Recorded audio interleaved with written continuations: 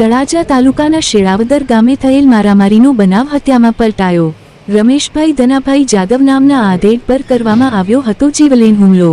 6 દિવસ પહેલા થયો હતો રમેશભાઈ જાદવ પર જીવલેણ હુમલો। પ્રથમ તળાજા અને ત્યારબાદ ભાવનગર હોસ્પિટલ ખસેડવામાં આવ્યા હતા।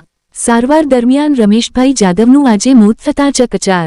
ગામ પરિવાર અને તળાજા પંથકમાં ભારે શોક છવાયો। મારામારી બાદ તમામ આરોપીને ભાવનગર ક્રાઇમ બ્રાન્ચ અને દાઠા પોલીસે ઝડપી લીધા હતા અને કાર્યવાહી હાથ ધરી હતી। રિપોર્ટ કમલેશ ડાપા। મારું નામ રમેશભાઈ ધનાભાઈ જાદવ। એમાં એવું છું કે હું સટકા હું તો નદીમાં અમારે બોર પાડવાવાળા આવ્યા કેપી એનર્જીવાળા, એને હું કહેવા જો કે ભાઈ તમે અહીં બોર ન પાડો ને થાંભલાઈ નાખતા નહીં, નદીનું વેન છે, મોટું પાણી આવશે તો ઓવર પડે છે તો અમારા ગામને જાનહાની છે। તો ઈવડા લોકો પહેર્યા ઊભા કરે પછી મેં કીધું તમે આ ન કરો તો કે હું તું કોણ કહેવાવાળો એમ કરીને ઈવડા લોકો હેઠે આવ્યા। તો પછી ઉના પૂર હેઠે બે કીધું ઈવડા લોકો વિડીયો ઉતાર